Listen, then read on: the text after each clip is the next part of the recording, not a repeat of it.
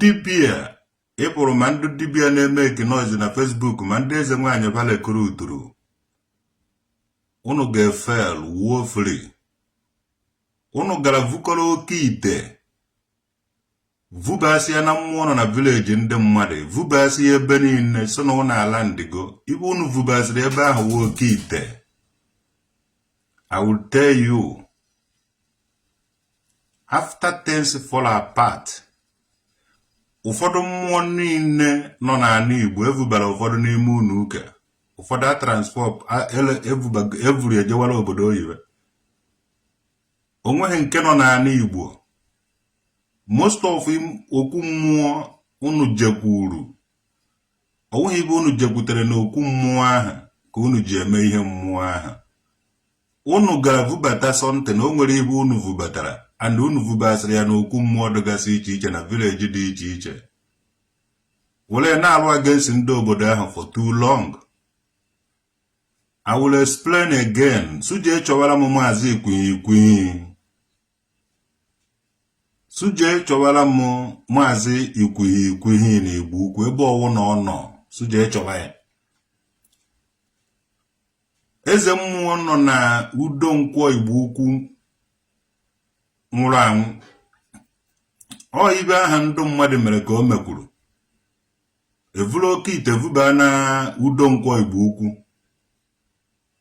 Ụmụazị Igbo Ukwu bịazi ebe a na-eje na Udobebe chekwa na Udobebe ka ba na-eje emeti mana amaghị na atọ ọnụọ na everything upside down ibe anazi ya were ibe ebe ahụ oke ite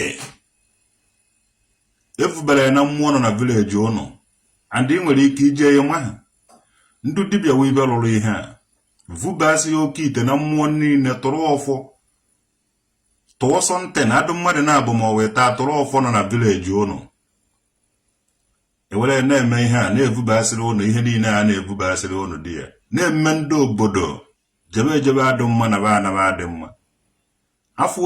Afọ onye kwesịrị ịnọ na mmụọ obodo eme ige ya isi azụ tọnụọ ya isi one side mee ya ọ na-ekwu n'elu ndị ọzọ a na-ekwu n'ala.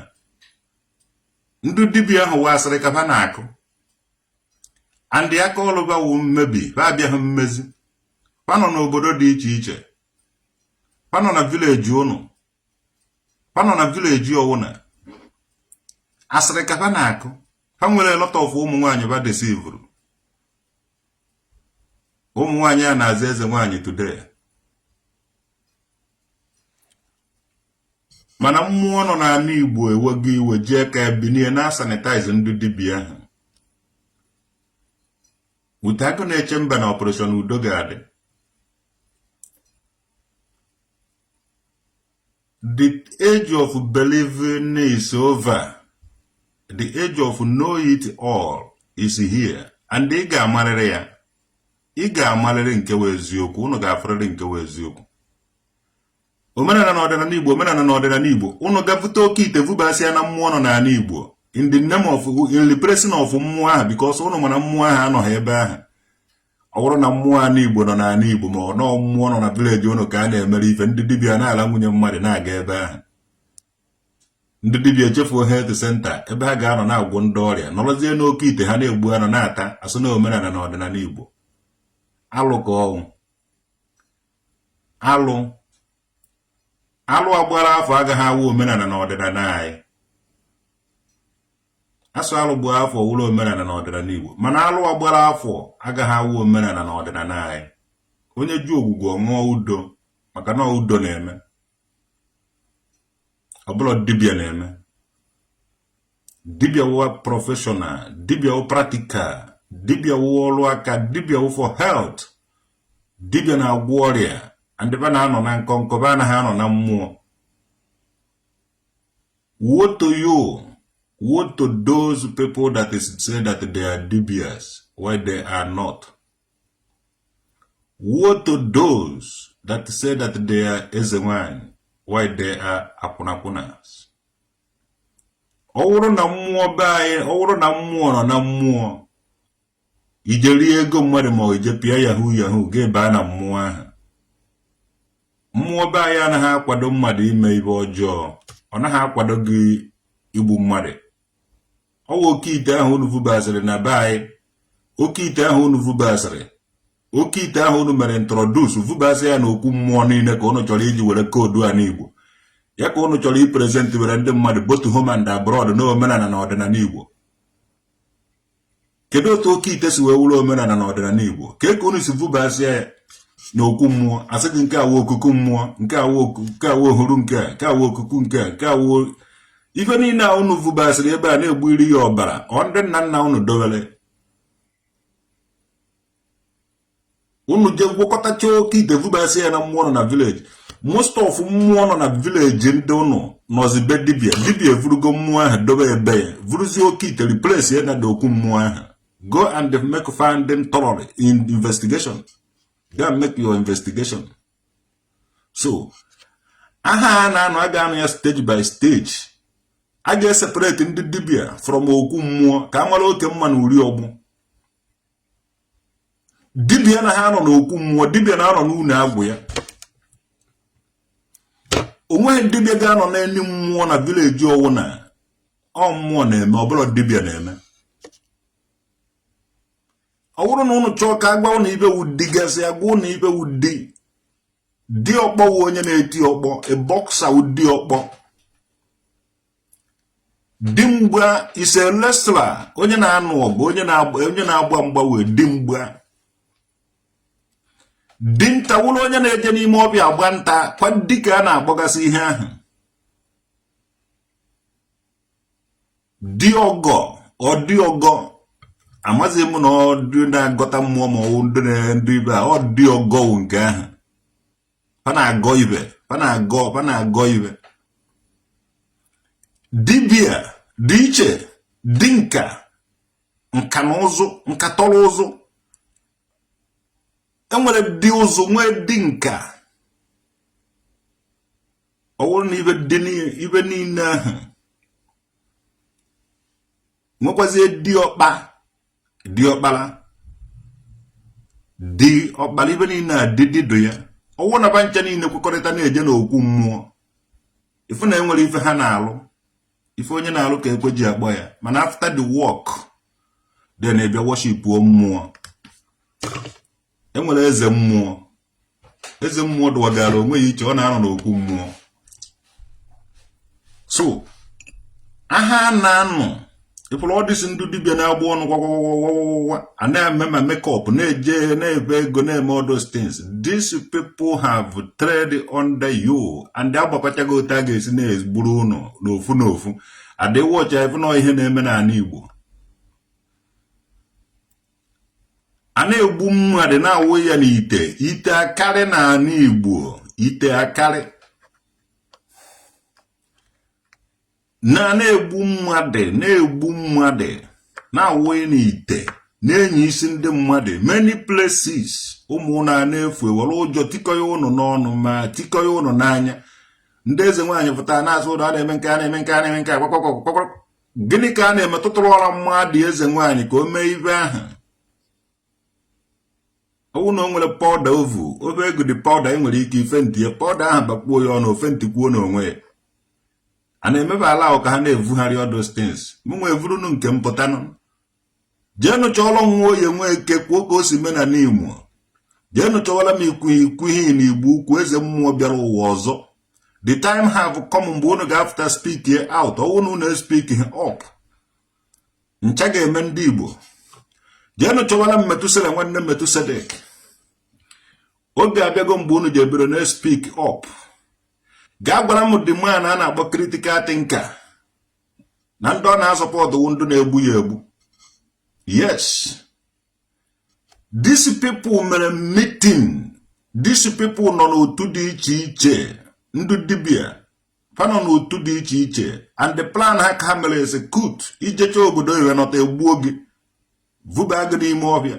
Ijecha obodo ihe nọta egbuo gị, wee gị n'oke ite nakọ gị ihe niile iji. Ifu ndụ dibia na-alụ họteelụ, na-alụgasị hostel, na-alụgasị ebe a ga na-adọmpụ ndị mmadụ ya na-akpụkọrọ. And ha nọ n'okwu mmụọ be anyị. Ọ bụrụ na gọọmenti emeghị ibe o kwesịrị ime, ụnụ ahapụ anyị ka anyị bụrụ egbe gbogbo isi onwe anyị. Kai buchasi onwe because we have to do that. Mwa nwanze na-ebi okwu. Nwanze wu ọzọ amụma. Onye wu dibia wano, onye wu dibia.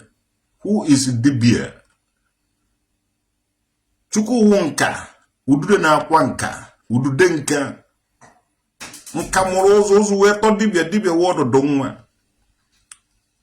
Ana m agwa ndị dibia step on away from mmụọ niile nọ n'ala Igbo. Stand with your 2 leg, 2 foot, with your profession. Ibe ahụ marago. Imana that you are called. Ibe ahụ marago. Stand with it. N'akụkụ be nna gị na n'obi gị. Ma wee be gbara ana. Cha nọ na mmụọ nọ n'ala Igbo. Mmụọ nọ n'ala Igbo dị holy. Mmụọ nọ n'ala Igbo dị nsọ. Ọbụghị mmụọ eji eme yahoo yahoo. Ọbụghị mmụọ eji apị ibe opepe. Ọbụghị mmụọ eji egbu mmadụ. Mmụọ nọ n'ala Igbo mmụọ edewere with the concept of peace, truth and honesty. Ọwụ na ikwu ha eziokwu anagbuo gị. Ọwụrụ na ị na-ahụrụ mmadụ ahụ anatifụta gị. Ọwụ na ị na-ala nwunye mmadụ anagbuo gị. Ọwụrụ na ị na-apị yahoo yahoo. Ọ ibe onye ji atụrụ mmadụ ka eji atụrụ ya. Ogbu mma na-ana na mma. Ọgba egbe na-ana na egbe. Ọgwụ na-ana n'ọgwụ. Onye zakabe mmadụ dobe ya dokwa onye ahụ. Ọ ya nwewe ọfọ n'ogo. Ụmụ dibịa anya nzu. Unu chọrọ ibutekwala ya alụlụ ana n'ala Igbo. Instead of ime ibe ọma enyere unu ohere ka unu mebe ihe ọma. Ka ife ọma nwee ike iso unu because as you do good that the good will follow you. Unu ga na-eme ibe ọjọọ. Nkata ga-ekpudo unu n'orie na afọ na nkwọ na eke. Ọmụ ka a na-akpọ traditional nwoke dị. Udude na-akwakwa na nka na ụzụ. Unu wọdụdụ nwa ndị dibia. Unu chọọ agwa m unu ibe unu chọọ ịlụ dibia. Akụziela ya unu. Maka a na-ahọrọ ụmụ chi ọzọ hụrụ ụmụ gbuo ichi. Unu chọọ ka akụziela unu one esi eme dibia. Akụziela unu one esi eme dibia so that imewe dibia ọbara gị. Kpọrọ atụrụ ba ọhịa. Mmara mgbọrọgwụ niile atụrụ tara. O gbughị ya. Kpakọta ya na o jeghị egbu mmadụ. Ibido na onwe gị. Nwaba ya ibe ọwụ na ọgwụrọ gị o ji agwụkọ onye ọzọ na kana ije eji onwe gị were medi test. Isi chọọ ofe gị test ya dị ofe. Ọwụ isi chọba nwa onye ọzọ iji test. Igo test dị ofe. Iwere atụrụ ebe anụ ọhịa na nnukwute ọhịa. Ị na-ene na atụrụ ọhụụ sị ataba nri ọ na-ata nri. Idebere ya mmiri ọ taa ọṅụọ mmiri. Ọ na-ata nri na-amụrụ ibe ọ na-ata. Echi ọzọ ịkpọrọkwa ya jekwa another location. Nke ọwụ na o suru ọnụ atụrụ ma ibe too much. Akpọkwa na ewu aba n'ọhịa maka ịkpọrọ ewu baa n'ọhịa ị mara ibe eji akpọ ya ewu. Ịkpọrọ ewu baa n'ọhịa o ruo ebe ahụ ọ taa ma nke ji egbu ya ma nke ji asa ya akwụ ma nke ji ekwowa ya afọ ma nke ji afachi ya ike. Ọ tacha aba ncha. Onwụ na ha ga-ebe ahụ ma ivuri ya nọta onwụ obeghị ede na ụgbọrọ agbọ were nwụ ma ọ na ọ nyụrụ anyị were nwụ ma ọ na akwụ ya kwere kpii onwụ. So amamibe na-evi ụnụ enidịghị m ego eze mmụọ ka nwụ maka na isi ba uru ọbara agụba.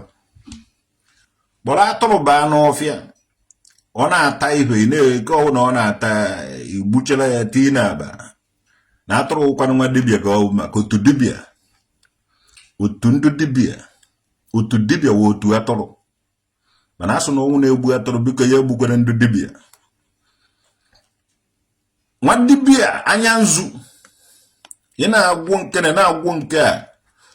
Onwe nke atụrụ tachara abụzighị atụrụ ahụ. Ị mara na nke ahụ nke eji eme disapia.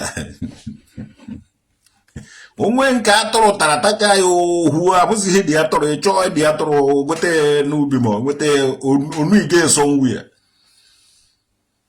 Amamibe ndị nna nna unu mere exploit. mana ndị jere ka eme ya exploit ebe o vuru ibu kwụziri ikirifu ebe anọta ha jụọ ya nwa onye nwe eke kwuo ka o si mena n'Imo o ji akọwara gị ọfụma because ibe apọsụlụ Pọl na-ekwu dị iche na nke apọsụlụ Jọn na-ekwu mana o nwere ebe okwube dotoro simila nke agaghịkwa dị ọra sara nke a krọs wee ghọtago ndụ jere ka ha wetacha too much amamihe ebe anọtabeghị amaghị na bụ ọkajekwa anọta mana ebe wetachara 90% ka ọ 99% 1% ka ba jere anyị na-ene anya ba anyị ka na-ene anya nna anyị ba na mberede ka ọ ga-abịa unu ada na mba n'okwukwe unu ada na mba n'ekpere unu ada na mba jisie n'ike na mberede ka ba ji anọtakwanụ so ndụ dibịa unu chenafa eje ha anọtazi unu je kpochiri n'okwu mmụọ ba dị holy vubasi oke ite unu ebe ahụ je tụkọrọzie osisi dịgasị iche iche place ya nọrọzie ebe a che na ndị mmadụ eje ha abịa okwu ibe ahụ ba na-eme from the beginning ka unu na-eme ebe a ka unu chejiziri ya unu chejiri ya maka unu na-alazi nwunye mmadụ unu amazi the difference between health center and the holy place ọmụ ka a na-akpọ traditional nwoke dị dada nwurude nke mmiri kendọ anụ nwempi atụrụ anaghị efu mpi ebini satara mpi asata site n'afọ nne ya alụwa ndụ dibịa mere oje ha wụ ọkọrọ unu n'orie na afọ na nkwọ na eke andị ọwụrụ na iso na ndụ mere ya wụ ibe nwanne ana m agwa gị ka ije vutekwuo ike were chere onwe gị because ị ga-etikwu isi gị ị ga-etikwu aka gị ị ga-etikwu anya gị ị ga-anọkwa na ya ofu ebe ị ga-etikwu ụkwụ gị ị ga-etikwu afọ gị ị ga-etikwu anya gị maka o metụ imi gị o metụ ọnụ gị unu nwawa ụmụ dibịa anya nzu ndị ohi jere jide ụmụnne anyị na-achị bakta omenala na ọdịnala na-ahọchara ife n'elu na-asụba bịa na unu na-eme nke a na unu na-eme nke ọzọ unu na-akpọta onye nwụrụ anwụ gwụọ ma onye aka ya dị ọcha ma onye aka ya adịghị ọcha orukwene na omume orugo mgbe eji ama ndị wụ ndị ịmara ibe ahụ mara gị iwepụta ya nwoke dị chisom nwoke dị ọmaka mere gị onye ozizi debelove lord eze mmụọ ị na-abụkwa ibe na-eme n'obodo ụmụnne anyị ndị so na ha wụ dibịa abịago ka ha mebi isi chara anyị ibe anyị bidozie na-alụzi ihe mmụọ kwesịrị ị na-alụ na-anarazi otito mmụọ na-anarazikwu ego na-emezi na-ahasasị ezinụlọ dịgasị iche iche ibe ha kwutere n'ọnụ ha vuruzie oke ite vubasịa na mmụọ ndị nna nna anyị nọrọzie ebe ahụ asị author and the finisher of everything ụmụazị be anya na-ejere ihe na mmụọ ahụ mana ba ama ha nata na ibe niile etikọrọ ebe a wụ ihe ọfụrụ ebe ka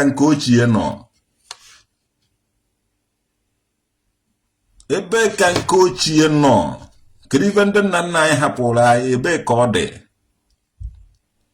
these people anụlọgodi ya kpokọrọ every down to na-eji mara obodo kpopụ werezie nke ọfụ replace ya ndị obodo amadịghị ebe ka esi bukọtara ha ife agasị ejide ndị dibịa niile ahụ onwe ibe ọwụ na ịfụrụ ha tiri na mmụọ ọwụ na dị n'obodo ọ ji akọwa ya ọfụma andị akọwacha ya ekpokọ ibe ha buru ya nnaba amara ebe a si bute ha buru jebe ma oke itebe aba ji egbukọ ya ọbara asụọ ihe mmụọ ọwụghị oge mmụọ ọwụ na mmụọ a n'Igbo abara dị ya fụ ebu ihe oke ite vuru na oke ite ahụ sụbupụ ya ala ga-agbụ ya lot of ndị dibịa very soon Chimaobi Emenike nwanne anyị ejighị ike eme ọwụ na anyị ji ike eme ọdụ ọkpọ nkara iji kụrụ isicha ndị dibịa mana ekwuru ọbịa isu ọbịa oko agụwata oru mbe na anọcha ife nkara imebe mana onwe ibe nji emebe because of gịnị anyị anaghị eme n'ike anyị ejighị ike eme ya ọwụ na ike adịghị mmụọ be anyị ị mara na ndị dibịa ga-replace ha with oke ite mana ọ bụrụ na ike dị ha this is the time. Ọ bụrụ na ike dị mmụọ nọ n'ala Igbo this is the time ọ ga-eprove na ya nwa ụdị ya nwa nwa obodo. Ọkwa na ike adịghị mmụọ nọ n'ala Igbo leti ndị dibịa yahoo na ndụ akwụna na-agba onwebe eze nwaanyị ka replace ye the place. Ọ mmụọ na-eme activated. Ọ ihe anyị mere activate. Mmụọ ji aka emebe ife. Because ịchọ ka iji aka gị mee ya na ijere nga ma ọ na itigburu gburu ihe a. Mana mmụọ ji aka emebe ya. Eri oge mmụọ ji aka na-eme ife na ndị dibịa tiri ife ọgbaghara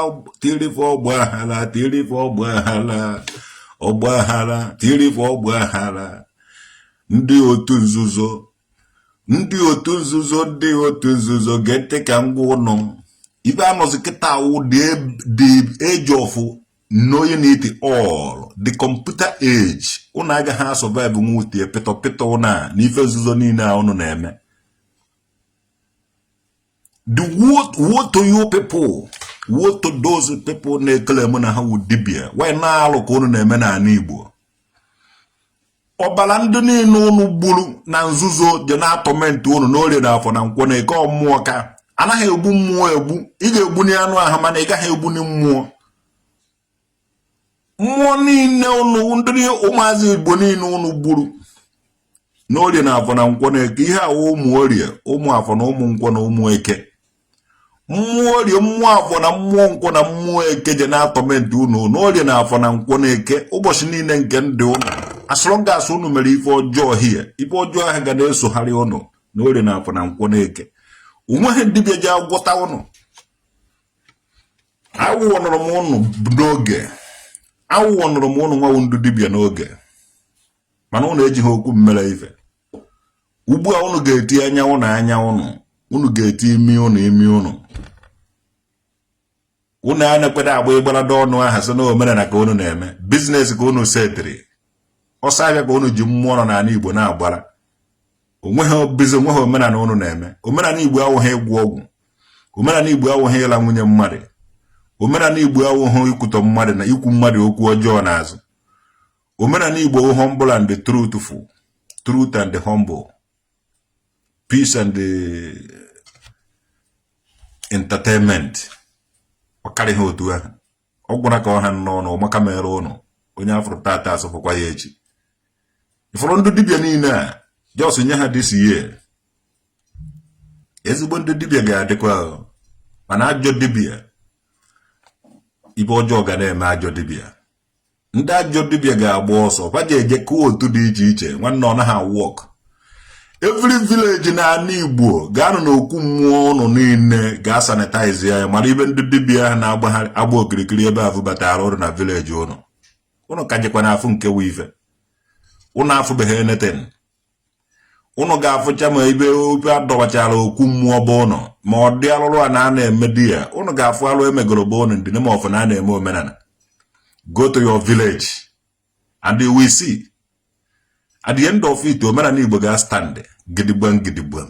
Mana ifuru ndị a na-eme alụ n'ala Igbo a ga-ewepụ isi ha n'ofu. Gaala m n'okwu mmụọ nọgasị n'ala Igbo ka ife ndị dibịa vụbasịrị ebe ahụ. Biko vikwara ya ndị dibịa ka ha bụrụ gawa na health center ma wụhụ na okwu mmụọ ka ha kwesịrị ịnọ. Ndị dibịa awụghị kwesịrị ịnọ n'okwu mmụọ. Ha bịagodo abịa n'okwu mmụọ ha na-abịa as floor member. Ọ wụ eze mmụọ na-anọ n'okwu mmụọ. Onwe gbasara dibịa di ya. Mmụọ bụ ife dị adịdị ndụ kedu enwere anụ kedu anara afụ aja ma ọ duo n'ime ọ metụ ya aka. Ọ na-adị silent and quiet ebe ọ na-anọ. Dị ọ na-adịrị onwe clean. Anaghị eme ndị pete ndị dibịa di ya.